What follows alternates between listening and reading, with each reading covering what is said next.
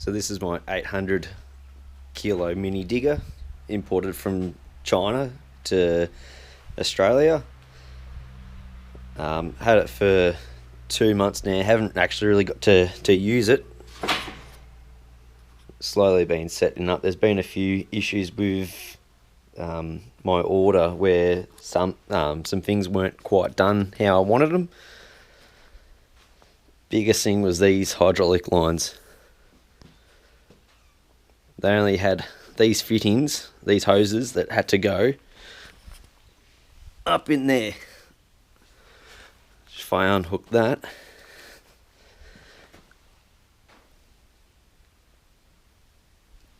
as you can see, it definitely won't work.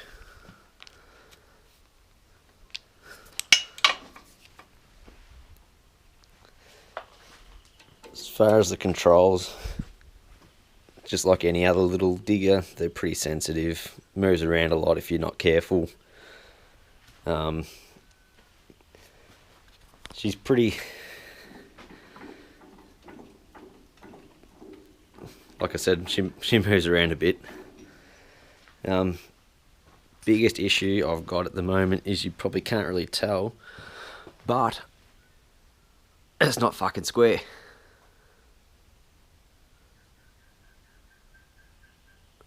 That would be an issue when I dig holes. Another thing that I would have liked to have had would have been grease nipples everywhere.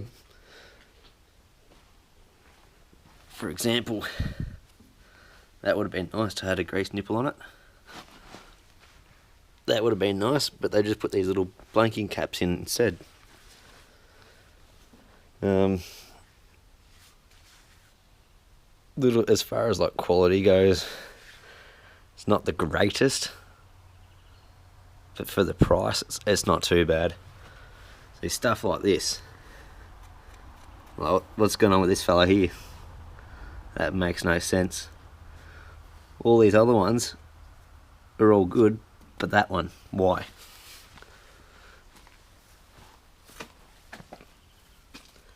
See, they're all fine. This gasket, that's just rubbish. Absolute rubbish, that is.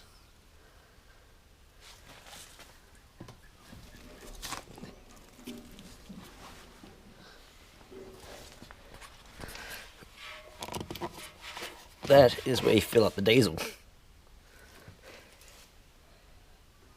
How do you get to that? You have to put a funnel in through there to fill up your diesel, which you don't know how much is going in there. So if you look down here, all that is just spilt diesel. Bit annoying, but what do you expect? It's a machine, they're meant to get dirty.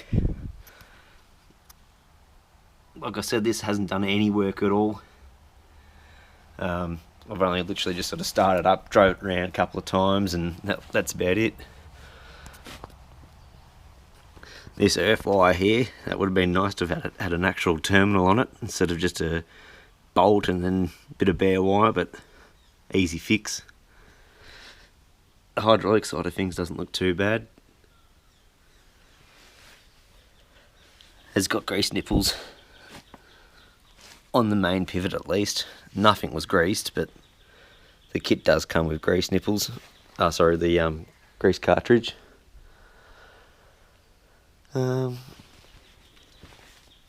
with these lines, there was no fittings on them, so I had to go down to the shop and get some fittings for quick release. Another one that I stumbled across the other day, these pins. Only got 2 sets of pins for all the attachments. So even though this is a semi-quick change coupling, I've still got to swap these pins over to all the other fittings, to all the other attachments to make it actually work. These are the 2 new hoses that I had to run. And obviously need to be tidied up a little bit more, but it is what it is. This canopy, absolute bastard to put on. none of these holes lined up. Even as you can see, that's the best you could sort of do.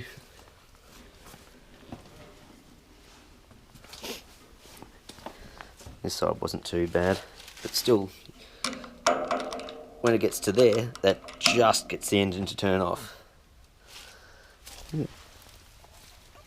That'll come in handy later. It's pretty good though. It's got a battery isolator switch here. It's pretty good. I'm happy with that. So I opted for mine to have a boom swing on it. So none of these that I've seen in the 800 kilo size have got boom swing. So I think this might be one of the very few that's got it. Someone's trying to call me. I'll talk to them later. With the boom swing, it's kind of annoying because with the Ram, you sit here, your foot sits right there on top of it. And I find that my foot sits like that. It's like I'll sit in there and I'll be sitting there like that. Now you can see that's very close to these fittings. Would have been nice if this was flipped so that the fittings were on this side. Plus, being ultra tight access, this point here is wider than the actual track. So this fitting here is the widest point of the excavator, which can be a very big issue. Yeah, they're only like cheap sort of fittings, like they will snap off if you did catch them on something. Even climbing in and out of it, putting your foot there or on there, it will probably break one day. Did notice these little guys over in China don't seem to mind to have a bit of fingerprint stuff going on. Like it didn't even get wiped down or nothing before it come out. So I'm 6 foot tall, and it's a little bit in the way. So I stand next to it, and it's just above head height. Also with this, I've got the seat all the way back, which as you could probably tell, the seat's not even on square, but for me, I need that back further. The way that I get on this is I've got to be careful. As you can see, that's where my foot sits on that. If it was sitting the other way around,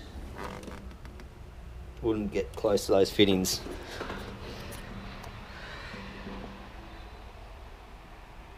So this is what it's like when you're 6 foot tall and you're in one of these. Your legs are pretty much on there, and these are just above sort of shoulder height.